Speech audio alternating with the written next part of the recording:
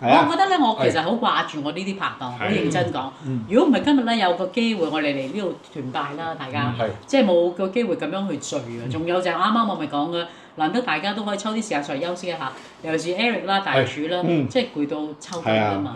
阿飛更加，我覺得未上嚟之前冇咁攰嘅，上嚟嘅係真係，上嚟呢幾日真係好攰。不如講下你其實忙緊啲咩啊？你係啦，即係無論係嗱頭先阿 Eric 講過，即係都係靜咯，嗬，靜靜地啦。咁但係新嘅一年咧都會有好多唔同嘅大計嘅，即係雖然係靜，但係我哋都會盡量用啲唔同嘅方法去改變，係啦，更加提升，係啦，希望即係有啲嘢可以喺呢個馬年做得更加好嘅。係提升馬咁樣。係啊，又係機遇啊！加油喎 Eric！又係挑戰，又係機遇。即係我覺得我好喜歡，我最喜歡喺 Eric 嗰度咧，就係毫無拘束咁樣可以飲下嘢啊，食下嘢啊。遲啲可能多一道更無拘束嘅喎。係啊，係啊。係同埋咁啊，大廚咧，大廚忙咩？我見到你又拍翻，你不嬲都拍㗎啦。當電視台嗰度係地震喎。係啊，有冇事啊？係啊，佢哋係咧最高層嗰啲係換咗班子，係啊，震走咗幾個最大粒嘅係啊，對你有冇影響啊？管理班子啊，對我哋影響係好細嘅，係啊。因為你都係好長壽紅嘅節目。嗱，佢哋嗰啲面層啊嘛，我哋深層啊嘛，一震唔到落我哋嗰度。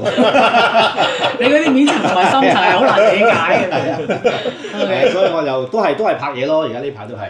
自從唔使喺餐廳度長住之後咧，就係都係得閒咗嘅。係啊。有咩計劃？唔係喎，應該好似冇。有咩計劃啊？計劃就係咧，繼續係咁樣咯。係咯。唔好再翻去餐廳。實在太恐怖啊！咁你最近有啲咩特別煮過？你覺得好喜歡啊自己，或者特別中意嘅？特別中意就係一個嗰個因為去舟山就學識咗2-3道菜咧，非常之好用嘅。係啊，嗰個葱油蟹啦，雪魚唔係雪菜煮黃魚啊啲咁啊係，又方便又好味。你可唔可以講下葱油蟹點做啊？哇！呢個不得了啊！葱油蟹真係唔係講笑。停機先，我哋換個場景，整個綠幕。係啊係喎。係啊。講下點做啊葱油蟹？嗱，即係我哋嘅薑葱蟹咧，即係通常我哋薑葱蟹好麻煩噶嘛。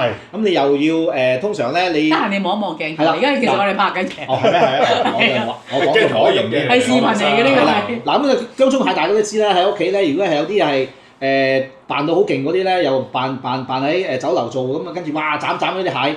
咁啊斬到一地都係，咁啊執翻佢上嚟，咁啊洗佢啦，係咪？洗佢又話要點啲咩生粉，又炸佢嗰個酒油，咁跟住又薑又葱又炒，又唔知抌翻佢落去，又讚酒又落湯，咁好多嘢噶嘛。咁其實唔使搞咁多嘢嘅。喺舟山咧，如果係有一個佢哋叫葱油蟹呢個做法咧，簡單到不得之了，好食嘅10倍咁犀利。咁你只要咧就係你斬咗啲蟹，或者你係唔識斬，你咪叫買蟹嗰幫你斬咯。如果熟嘅話，咁啊斬好咗一件之後咧。咁啊，等佢乜都唔好，乜都唔使落㗎啦。你落2粒鹽，下邊剪啲薑片，咁啊攞去蒸。哦。咁啊，你蒸咧，起碼要蒸佢成10分鐘啦，係咪？10分鐘喺另外個鑊嗰度咧，燒滾1碗油。咁有大約，我睇你大約8粒10粒咁多嘅蒜頭啦。咁啊有啲大約係咁大嚿嘅薑啦，咁你又剁爛佢啦，係咪？蒜頭薑好多做。係啦，咁啊跟住咧就有啲葱啦，多啲葱得嘅。一碗葱蒜頭薑葱咁樣。一碗葱夠唔夠？一碗葱係啊，我都要1碗葱㗎。咁啊油就咁燒滾佢，跟住咧燒滾咗之後咧落薑，爆香佢。係啦，落埋蒜頭，揦埋啲葱，爆咗一陣啫。咪蒜喺度喎。搞掂晒。係啦，蒜頭啊，差唔多。薑。10幾粒啊嘛。薑有啊，係啊。咁啊跟住咧落咗之後咧，咁你即係爆咗佢一陣嘅啫，你爆一陣咧，跟住淋一圈嘅生抽，呢個汁做好咗。咁你仲有2-3分鐘等嘅，即係佢未蒸熟㗎嘛。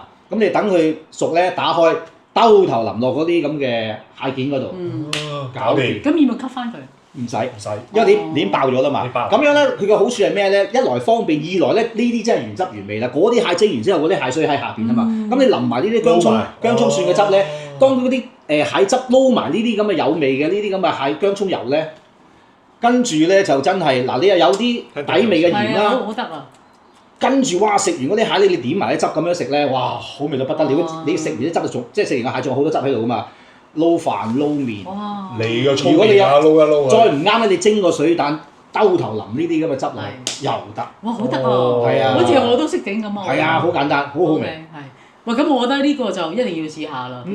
咁阿賢咧，佢呢個我睇咗啦，阿柱嘅視頻係啊，有呢個想講嘅。係啊。其實我冇睇過，sorry。咁我係忠實 fans。咁阿賢你呢排有冇周圍去行街市啊？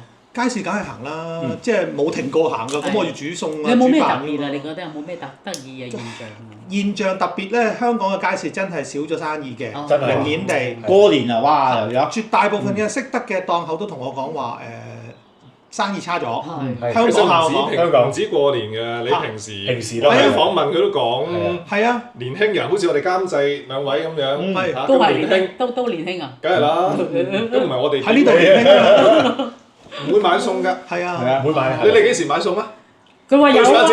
幾時？對上一次幾時？琴日之前咧，唔識答啦，真係一個笑字。咁咧，唔係即係呢個係持續性，我唔係講特定喺新年嘅時間，係持續性地。持續性嘅。佢哋話係少咗生意嘅，咁我亦都即係目測到好多我最近有陣時得閒啊嘛，咁我會去下深圳啦，咁我亦都真係見到好多人喺嗰邊買餸嘅，呢個係事實嚟嘅。亦都有好多鋪頭咧，即係我以前唔知嘅，因為我又好少去深圳㗎嘛以前，咁好多鋪頭都係即係譬如買肉類咧，佢即係都係話幫你拖完水咁啊嘛，都幾多人買㗎，都幾多人去幫襯嗰啲鋪頭㗎。買完跟住就攞去帶翻嚟啊！係啊，即係我見好多人買，例如買牛腩啦，咁佢整完之後都你見嗰嚿肉都望落去都熟咗8-9成個樣嘅，就咁樣咋我講，咁佢哋就劈咗佢就帶翻嚟，咁你咪變咗喺嗰啲肉類又少咗，海產又少咗。咁我問下你咧，即係你因為行街市，同埋你有去過中國好多唔同地方啦，其他地方都會行街市啦。你覺得如果喺香港街市，如果要求生嘅話咧，作為你又中意買嘢嘅街市度，你認為有冇咩嘅夠嘅位咧？可以夠嘅位。我認為香港有播帶貨啦，有必要送上門啦。即係香港街市有必要改嘅嘢地方咧，係最緊要咧就係改嗰啲10蚊4件，5蚊就一兜就唔係即係譬如10蚊4件咧，5蚊唔係2件嘅佢哋，即係香港我講，佢哋好有必要去改呢一樣嘢。佢哋如果除得盡嗰啲就更加應該要除得盡，去5蚊咪2件咯，10蚊4件就更加要咁做啦。佢哋有好多時多啲做呢啲啊，絕對要咯。香港係好唔公平㗎。咁而家咧，即係譬如買多啲咯。譬如你買18蚊一斤18蚊2斤菜心，一斤就要10蚊。即係佢哋係咁㗎嘛？你呢個係常態。你買1斤就貴啲，係啦，買2斤就平啲。冇錯，呢個係常態嚟嘅，香港街市常態。我試過一次最離譜咧，買芽菜咧都係咁㗎。唔知2斤咧就20蚊叫做嚇，例如1斤咧可能要13、14咁樣去到。咁你咪好離譜咯，即係佢哋有必要改咗呢啲咯。好討厭咯，討厭係好討厭。即係你趕客啫嘛。同埋點解我要買咁多咧？係啦，你趕客啫嘛。食曬㗎大佬。你睇下你即係如果有啲人好似我咁有啲經驗喺國內買餸嘅，喂你行埋去蓮藕喎，你想蒸肉餅喎，你搣咗一嚿去買都仲得。佢問你夠多唔多得滯啊？切一半都仲得。咁你點可能同人哋鬥？喂，我哋買蜆，我去買蜆，我完全唔慣嘅以前。依家我真係，喂，仲粒數。佢懟個嘢俾我做咩啊？你自己揀啊嘛啲蜆，啲蜆都得揀嘅咩？喂，我俾佢擠到成身都係，跟住，喂，我唔揀啦，你幫我揀。你香港掂都冇掂啊你冇掂啊嗱，喂，你係咪要㗎？我唔係要，我企過嚟做咩咧？我梗係想買蜆啦，係咪？仲要俾佢，哇！咁係啊，即係呢啲，我覺得呢啲咪要係香港同埋國內嘅分別咯。你個服務係爭太遠，爭太遠，價錢唔好講啊。係啦，你服務都輸埋。係啦，即係你而家買魚，冇講個錢啦。頭先即係唔關買蜆唔關錢事啊，係咪？喂，你咁樣點搞啊？係咪啊？頭先你想話咩話？我覺得買魚咧，即係佢哋嗰啲咧買魚嘅點都會幫你打一輪㗎嘛。佢真係咁以刮兩刮就抌俾你㗎啦，喺度講。係啊，你翻到去咧又刮一大輪。係啊，係咁翻手㗎。尤其是嗰啲係啊，但係如果你喺大陸即係會係起碼都會乾淨好多㗎。乾淨，徹底好多。哇！你翻到去咩又一星盤都係翻到去，冇錯啦。係啊，咁樣你。我話唔係啩？你真係嗰啲幾廿年都仲係咁，你唔進步嘅？冇錯冇錯。係啊，你嗰啲真係你翻大陸咧買肉嗰啲嗬？係啊。係咪要剁啊？係啊，冇錯啊。主動問你啊！我哋慣咗喺中山，尤其是中山嗰啲魚檔啊，你知淡水魚啦。你喺中山買鯇魚起骨。喂，起骨嗰啲啊，大佬啊！我喺香港聽都未聽過，輪都未打得平，我起骨。即係起邊個真係冇計，而家條你依家起你條骨啦，但係都我覺得咧，其實咧，我哋唔係成日都話咩中山啊、咩珠海咩好啊，我反而覺得你嘅境地，如果假設呢個係真係嘅境地嚟嘅話咧，你就要知道個問題嘅核心。因為最近我就聽到政府喺度講啊嘛，就話我哋咧就將啲街市既然係咁多人都話都唔做啦，不如俾年輕人創業啦。我真係覺得死得㗎啦！你哋如果再係用咁嘅思維，香港瓜老襯嘅，對唔住大年初幾，即係講下，即係我覺得一定要明白個核心喺邊度。所以我覺得咦掂喎！我哋頭先呢個講法，OK。調翻轉，因為我係用家啊嘛，即係我用家，我好深刻嘅感受到啊嘛。其實唔止係街市㗎，冇錯啦，餐廳啊，飲個咖啡，冇錯啊，係你加個 shot 特濃啊，要少啲奶啊，唔得㗎喎。咁會影響你個口感喎。係啊，我嘅口感唔係你嘅口感。咁你做俾我得唔得？我加錢啦，唔得㗎喎。